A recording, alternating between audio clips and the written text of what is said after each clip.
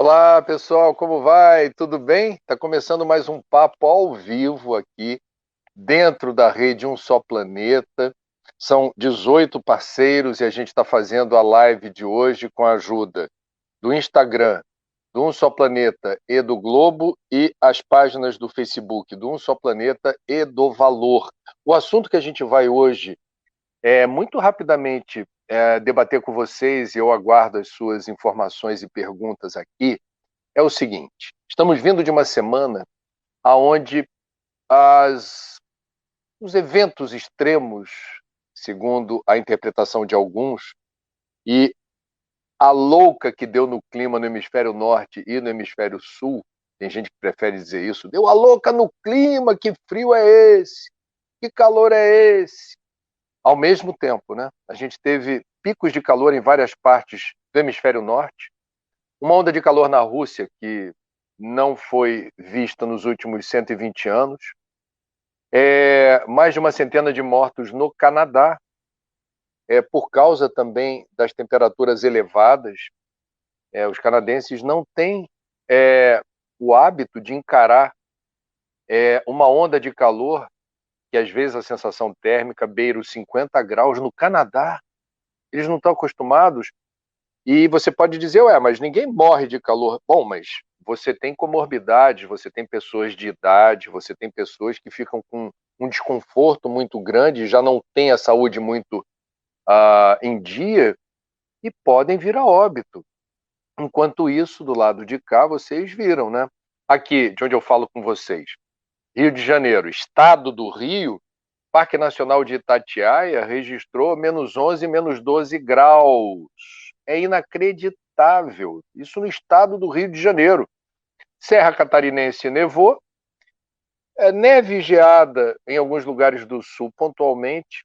Nos meses de inverno pode ocorrer, isso não é algo também que chame tanto atenção. Mas quando a gente usa a expressão eventos climáticos extremos, e esse é o assunto do nosso papo hoje, a gente está falando de algo que não corresponde a um padrão. É algo fora da série histórica. É algo que sugere, pela frequência ou intensidade anômalos, fora do padrão, que possa ser um evento associado ao aquecimento global. E isso é muito interessante, porque, de fato, segundo vários climatologistas, e esse é um assunto que vem sendo estudado há décadas, e os cientistas usam modelos matemáticos para tentar entender a dinâmica do clima e fazer algumas previsões. E o que se conhece hoje não é uma ciência exata, eles estão sofisticando essa metodologia, mas o que se sabe hoje é que quanto maior a temperatura média do planeta, e a gente sim, isso é fato insofismável, incontestável, a temperatura do planeta se eleva. Não há dúvida científica sobre isso. Você pode atribuir isso a várias causas ou fatores, mas a temperatura média do planeta está subindo. E neste século, o século virou em 2001, né? Portanto, nós estamos já há 20 anos, 2 décadas, testemunhando sucessivos recordes de temperatura. A temperatura em elevação. E aí, mesmo com as ondas de frio, que um dos efeitos dessa elevação da temperatura média do planeta é você desconfigurar esse software inteligente do clima. O sistema climático ele é muito complexo, ele é muito sofisticado e são inúmeras variáveis que explicam o que é o clima. Então, essa corrente de climatologistas, que representa a maioria da comunidade científica, afirma que a elevação da temperatura média do planeta significa o quê? Significa que temos o degelo das calotas, temos a elevação do nível do mar, não só pelo degelo, mas pela expansão volumétrica da molécula da água, por causa do calor. O calor expande. E os oceanos, portanto, eles ocupam mais espaço. E a elevação do nível do mar tende a subtrair porções de continentes, franjas de terra expressivas. Quando a gente fala também da elevação da temperatura média do planeta, nós estamos falando de impacto sobre a biodiversidade. Nem toda espécie vegetal ou animal tem a resiliência térmica que o ser humano tem. A gente tem tuareg vivendo no deserto do Saara, a gente tem esquimó vivendo no Polo Norte. Então você tem a nossa espécie, graças a Deus, a gente se adapta com maior facilidade. Outras espécies não. Então, os relatórios do painel intergovernamental de mudança climática da ONU enumeram essas espécies. Por exemplo, os batráquios, sapos, répteis, tendem a ser, por exemplo, muito mais sensíveis a qualquer variação térmica, não se adaptam com facilidade. E temos também, em decorrência do aquecimento global, os eventos climáticos extremos. Eu perguntei para mais de um climatologista na semana passada, quando a gente registrou essas temperaturas muito baixas no Brasil e muito altas no hemisfério norte, se a gente poderia dizer, isso é aquecimento global? E a resposta que eu ouvi deles, eu adorei ouvir essa resposta, em certa medida, porque mostra o nível de credibilidade e seriedade dos cientistas. Eles não podem chutar, achar, especular. Eles têm que dar substância, fundamento à resposta. Não adianta dizer é ou não é sem provar. Então eles disseram, a gente precisa esperar alguns meses para realizar os estudos que haverão de determinar se o que a gente viu acontecer na Rússia, o que a gente viu acontecer no Canadá, o que a gente viu acontecer em alguns lugares do Hemisfério Sul e no Brasil, estaria associado ou não ao aquecimento global. Os eventos climáticos extremos, eles estão associados ao aquecimento global, vários estudos demonstram isso, e eu vou dar aqui alguns exemplos que podem reforçar essa convicção, né? Quando nós tivemos no Brasil, por exemplo, mais particularmente em Santa Catarina, o aparecimento do que, para muitos cientistas, foi o primeiro furacão já registrado no hemisfério sul, batizado inclusive de Catarina. É um tema um tanto controverso entre os estudiosos do clima. Alguns acham que parecia muito com um furacão, mas não deveríamos nominá-lo assim. Mas foi um furacão, no entendimento de outros. Se eu não me engano, lá pelo ano de 2004, por aí, se eu não estiver enganado. Um evento climático extremo no Brasil de repercussão internacional. Há mais de 10 anos, na região serrana do Rio de Janeiro, Petrópolis, Teresópolis e Friburgo, ocorreu o desastre natural com o maior número de óbitos na nossa história. Uma chuva colossal, um dilúvio bíblico, jamais visto naquela região e raras vezes contabilizado no Brasil. Deixou entre mortos e feridos aproximadamente 1.000 pessoas, sucumbiram a esse fenômeno. E sim, construiu-se a convicção de que ele muito provavelmente está associado ao novo normal do clima, ao novo padrão. Ele não se encaixa na série histórica. Tivemos 2 secas fenomenais na região da Amazônia Legal. A estiagem ocorrida, isso foi nesse século. Na Amazônia costuma ocorrer no intervalo de pelo menos 100 anos. Uma vez a cada século você tem uma estiagem desse porte. O que se verificou da última vez que isso aconteceu foi um intervalo de apenas 5 anos entre 2 estiagens severíssimas. Eu me lembro, reportagem, forças do Exército descendo na Amazônia de rapel, de helicóptero, né? Descendo do helicóptero de rapel, para abrir poços artesianos em comunidades que estavam sem água na região do Amazonas. É inacreditável, mas aconteceu. Também tivemos aqui no Brasil, depois desse incidente que eu descrevi, na região serrana do Rio, o maior desastre natural com vítimas do Brasil, muito fortemente associado a evento climático extremo, criou-se no Brasil o CEMADEM, o Centro Nacional de Monitoramento de Desastres e Alertas Naturais, que tem a função de prevenir a ocorrência de desastres a partir de uma capacidade mais sofisticada de previsão, né? Eu já estive no CEMADEM, lá em Cachoeira Paulista, é uma coisa impressionante, é primeiro mundo.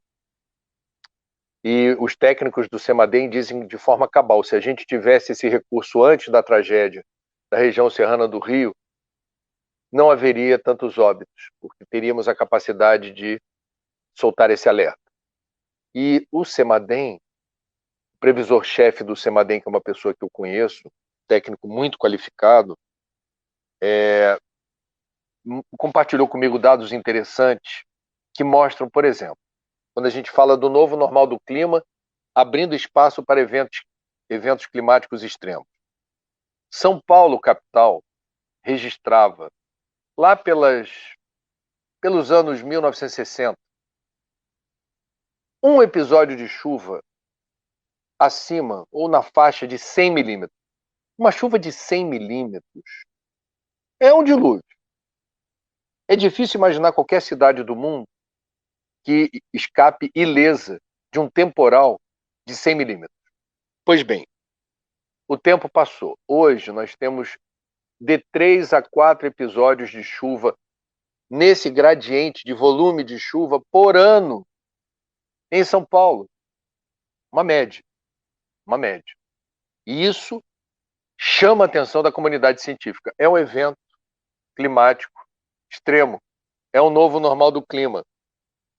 Eu quero lembrar que no ano passado, para a gente fazer um recorte apenas do ano passado para cá, para vocês verem como isso deve estar no nosso radar, isso está acontecendo com a gente, no nosso tempo, no nosso país e no nosso planeta. No ano passado tivemos um incêndio sem precedentes devido ao clima muito seco e a uma onda de calor muito acima da média na Austrália. Eu tive na Austrália no ano 2000 cobrindo a Olimpíada, em Sydney. A Austrália é uma imensa ilha, com a maior parte dessa ilha com uma área semiárida ou árida, é quase um desertão. Pois bem, o maior incêndio já registrado na Austrália, com uma enorme perda da biodiversidade no ano passado, não faz tanto tempo assim, você se lembra. A Califórnia está ardendo em chamas praticamente todos os anos. E há fatores climáticos associados a isso.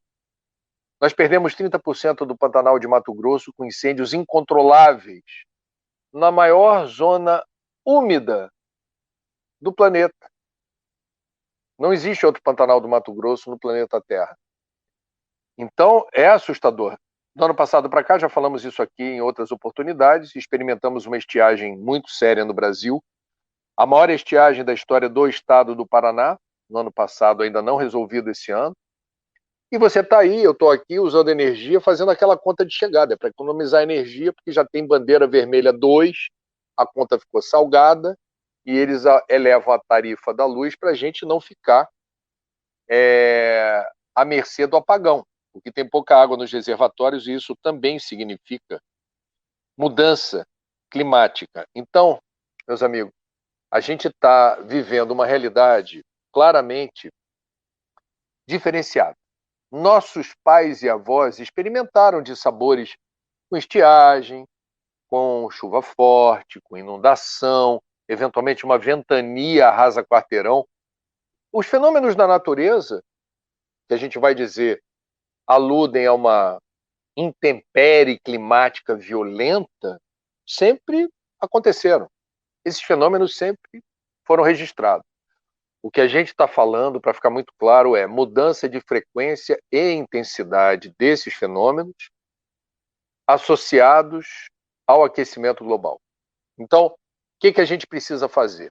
Né? Em primeiro lugar, a gente precisa pensar na palavra adaptação e mitigação. Mitigação é a palavra que alude à redução das emissões de gases de estufa. Para ontem, seguiu o Acordo de Paris. Faltam 9 anos para passar a régua e ver 2030 quais os compromissos que cada país assumiu, se foram cumpridos ou não. O Brasil ainda não está seguindo na direção daquilo que espontaneamente se comprometeu a fazer em Paris 6 anos atrás, dezembro de 2015.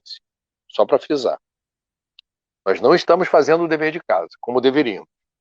Um outro ponto, além da redução das emissões, que eu falei, é a adaptação. O que é adaptação? Por exemplo, eu falei do furacão de Santa Catarina, onde temos muitos eventos climáticos extremos. A Santa Catarina é porta de entrada de eventos extremos no Brasil. Porque existe ali uma circunstância muito interessante de combinação de fatores que estão relacionados à frente fria que vem do Polo Sul e massa de ar quente que se resolve vinda de outro lugar. Você tem uma combinação, um encontro de forças, um choque de forças que precipita a ocorrência de eventos climáticos extremos em Santa Catarina.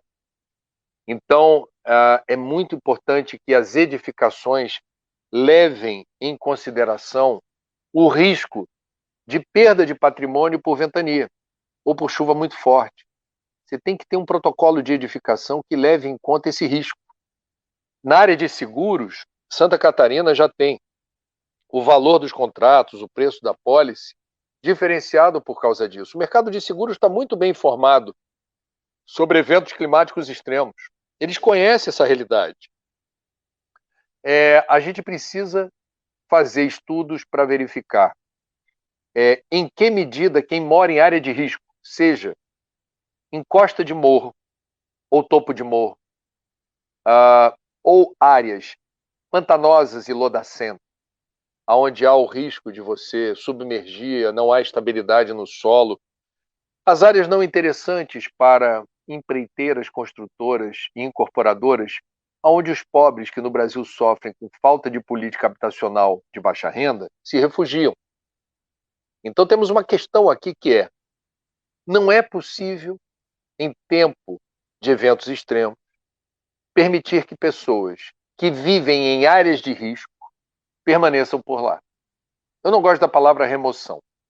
A gente tem que promover com justiça a mudança dessas pessoas para habitações dignas, seguras, onde elas não corram risco a cada vendaval, a cada chuva forte, risco de deslizamento ou desmoronamento. Não pode, não deveria acontecer. Tem que ter esse tipo de cuidado. E é muito legal a gente ver, por exemplo, secretarias de Estado ou municipais ligadas à mudança climática. Niterói, na região metropolitana do Rio, o Estado de São Paulo. Você tem pelo Brasil movimentos na área da gestão pública que já contemplam, assim, você insere no radar, eu não posso fazer gestão sem considerar a variável do clima. Um outro ponto importante é a agricultura, que é muito forte no Brasil. Eu não estou falando só de agronegócio, estou falando de produção de alimentos para o mercado interno. Os eventos climáticos extremos são potencialmente devastadores para o cultivo de alimentos. Então a gente precisa ter sementes mais resistentes, a gente precisa ter melhoria genética das sementes, adaptando-as para essa nova realidade. A Embrapa já está trabalhando nisso há alguns anos. Isso não necessariamente significa transgenia. E a gente precisa perceber com muita clareza o novo mapa da agricultura no Brasil. A mudança do clima faz com que algumas espécies que ocorram naturalmente na região centro-oeste, daqui a algum tempo, por razões climáticas, não se adaptem mais. Na região sul, isso é flagrante. Vou falar novamente de Santa Catarina. Há relativamente pouco tempo atrás, era fácil encontrar plantação de maçã em Santa Catarina. Porque toda espécie, se você perguntar para um agrônomo, uma maçã para crescer viçosa e com valor comercial, saborosa, nutritiva, quais são as condições climáticas ideais? E aí o agrônomo vai dizer lá, o estudioso, olha, maçã dessa espécie, para você ter a melhor resolução possível, precisa de uma exposição ao frio entre 8 e 13 graus, sei lá, estou fazendo um exemplo aleatório aqui de gradiente de temperatura. Se tiver X horas na sua vida útil de exposição a essa onda de frio, vai crescer do jeito que você quer. Não é mais tão fácil encontrar plantação de maçã em Santa Catarina. Já houve. Por quê? O clima mudou. Está mais quente. E isso significa risco. Muito bem. Deixa eu trazer aqui as questões que vocês, através da Sabrina Neumann, estão compartilhando para a gente ter a participação, que é a parte mais legal de vocês. Renato Januzzi Cecchettini. Neve no Texas em fevereiro e calor de mais de 40 graus no Canadá e em 4 meses. É isso, Renato. É assustador, mas é o que temos para hoje. O planeta está registrando anomalias climáticas que merecem a nossa atenção e são indicadores do aquecimento global. Ju Almeida, por que as ondas de frio também são importantes quando falamos de aquecimento global? Eu já fiz essa pergunta várias vezes para os climatologistas que estudam esse fenômeno, e eles dizem o seguinte. Ju, se lembra daquele jogo de vareta? Que você jogava as varetas assim numa mesa, num tabuleiro, e você tinha que tirar uma varetinha da trama sem mexer a trama, né? E a vareta mais valiosa era de cor preta. Se não me engano, valia 50 pontos. Se você tirasse sem mexer a trama, ganhava o jogo. Muito bem. Vamos comparar o clima a um jogo de varetas, onde uma dessas varetas é correspondente à elevação da temperatura média do planeta. Quando você mexe na temperatura média do planeta, você desconfigura toda a trama. Então, nós estamos falando que a elevação da temperatura média do planeta desorganiza o sistema climático de tal maneira que você vai ter essas oscilações abruptas com maior frequência e intensidade. Então, ondas de frio mais frias, ondas de calor mais quentes. É a descompensação. É mexer nas variáveis que produzem calor e frio, aumentando o potencial de irradiação tanto de calor quanto de frio. Agora, como é que você mede temperatura na escala de tempo? Ao longo de um ano, a temperatura média, apesar das ondas de frio e calor, subiu ou caiu? Tem subido sistematicamente desde a virada do século, como eu falei até agora. Então, na verdade, nós estamos falando de um sistema em desequilíbrio que permite essas oscilações que são conhecidas como eventos climáticos extremos. Tá bom? Marlene Regina, depois da pandemia, as ondas de calor também vieram para mostrar que não podemos brincar com o planeta. Olha, é impressionante. A gente tem um acordo climático que não estaria sendo cumprido à risca por boa parte dos países. E quem disse isso com todas as letras foi a minha querida é forma de dizer, eu não a conheço pessoalmente, adoraria, a Greta Thunberg, que ainda é menor de idade, né? Ela tem 17, se eu não me engano, 17 aninhos. E a Greta Thunberg, essa semana, participou, mais uma vez, via teleconferência, de um evento com chefes de Estado, um deles a 18 já? Ah, a Sabrina está me corrigindo, tem 18 aninhos, mas tem cara de menina, né? Tem cara de 16, 18 com corpício de 16 e carinha de 15. Muito bem. A Greta Thunberg participou essa semana, gente. Passou agora. De um evento unindo chefes de Estado, um desses chefes de Estado, ainda a Angela Merkel, que está passando o bastão na Alemanha. Ela falou, vocês não estão fazendo o dever de casa. Vocês não estão fazendo tudo o que vocês deveriam fazer. Então, não é brincadeira, não. Quem se depara com os estudos mostrando... Você sabe, Marlene, de todos os fenômenos associados ao aquecimento global, o que mais surpreende os cientistas é a velocidade do degelo. É que a gente está num país a milhares e milhares de quilômetros de distância dos lugares aonde ocorre o degelo. A gente não tem experiência sensorial do degelo, mas ele está acontecendo. E ele nos impacta. E a gente precisa ficar muito atento, porque está acontecendo rápido. Tá? Escambo na rede. Live de grande importância. Eu presenciei essa tragédia, moro em Itaipava. Pois é. Você sabe, escambo na rede. Eu estava de férias fora do país com a minha mulher. Nossas duas filhas estavam em Itaipava. E a gente ficou quase 12 horas sem contato com ela, a gente já estava voltando para o Brasil. A gente estava a caminho do aeroporto, toca o telefone e disseram, não, estamos bem. Ilhadas na casa aonde elas deveriam, portanto, estar abrigadas, a casa de amigas, estavam ilhadas, elas não conseguiam sair de lá, mas graças a Deus escaparam e você também, fico feliz. A Malu Nascimento diz que os coalas na Austrália podem estar entrando em risco de desaparecimento, risco de extinção por causa dos incêndios e que outros animais sentem essas mudanças. Todos sentimos as mudanças. O coala, eu vou contar uma história para você do coala. Quando eu estive na Austrália, eu visitei um lugar que você podia interagir com esses animais, a gente fez reportagem. O coala parece um bonequinho de brinquedo que exala cheiro de eucalipto. Ele é absolutamente cheiroso, porque ele come eucalipto o dia inteiro. Só que você não pode apertar muito o koala, porque ele não tem costela. Quando eu peguei o koalinho e fiz menção de dar um abraço, o cuidador dele falou assim, wait a moment. Não pressione, porque um abraço forte você mata o koala nos seus braços, porque ele não tem a proteção da costela. E aí, coitadinho, ele é lento. Vem aquele incêndio, não tem para onde correr, não tem agilidade, não tem velocidade para isso. Muitos koalas, muitos cangurus, os animais típicos da Austrália, entre outros, sucumbiram naquele mega. Quem não se lembra, faz essa pesquisa, vocês vão ficar impressionados.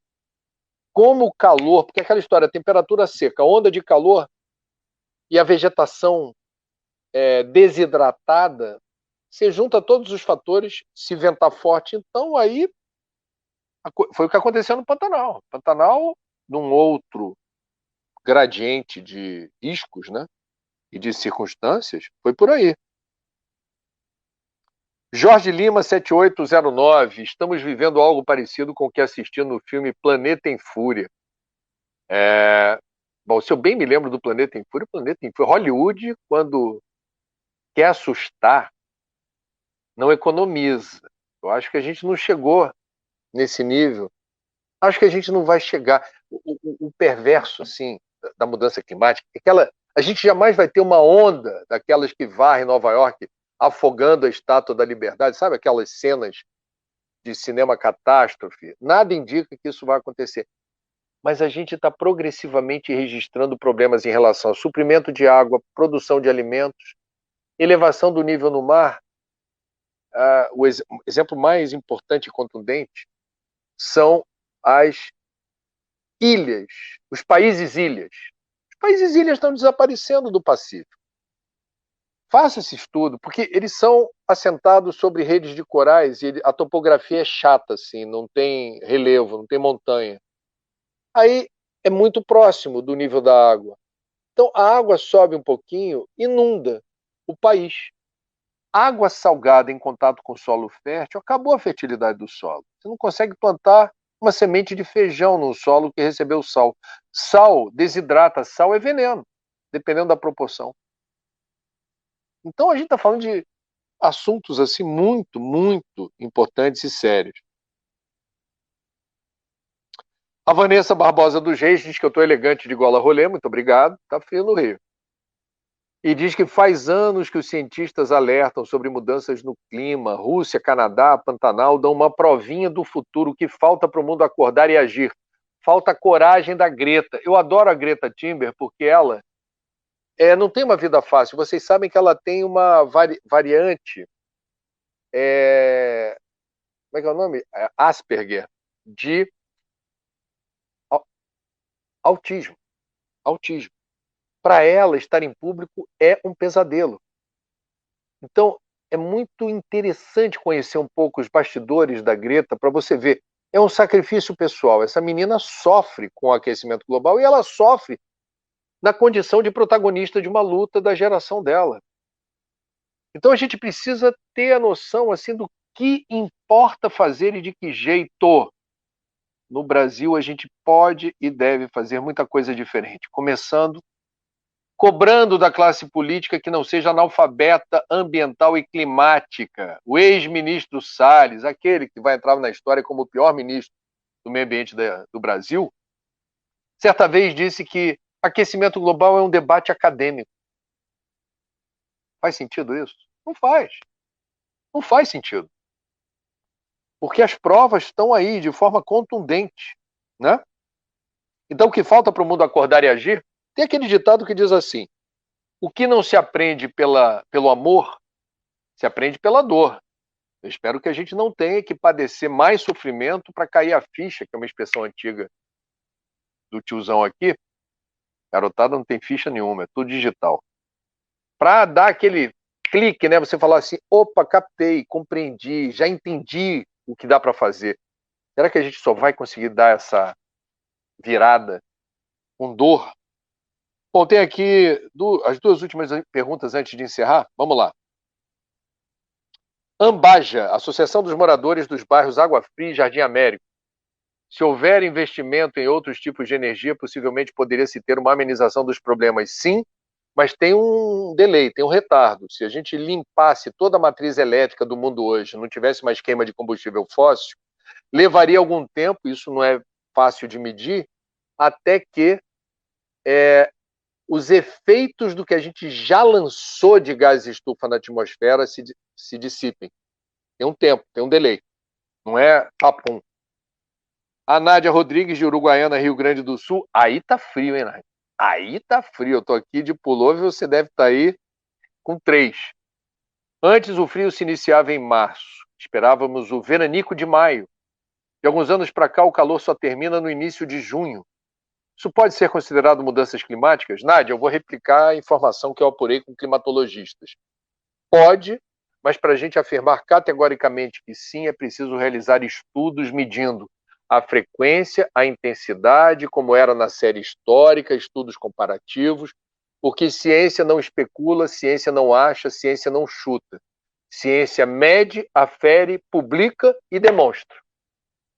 Meus amigos, foi nessa mesmo. Eu tenho que ser fiel ao tempo aqui, o tempo voa meia hora. Pô, a perspectiva é otimista se a gente tiver. Ano que vem nas eleições, vamos começar a falar, tem que ter política pública. Governadores e presidente da República antenados com essas questões. Nosso futuro está em jogo. Não podemos pensar só em ações individuais, é preciso política pública e de longo prazo. Feliz pela eleição de Joe Biden nos Estados Unidos, porque ele pode ter 1000 defeitos, mas analfabeto climático ele não é não. E ele sabe o que está em jogo se não fizer o dever de casa. Cuidem-se bem, está terminando essa live do Um Só Planeta. Agradecimento aos nossos 18 parceiros e ao Instagram do Um Só Planeta e o Globo e ao Facebook de Um Só Planeta e Valor. Até semana que vem, se Deus quiser.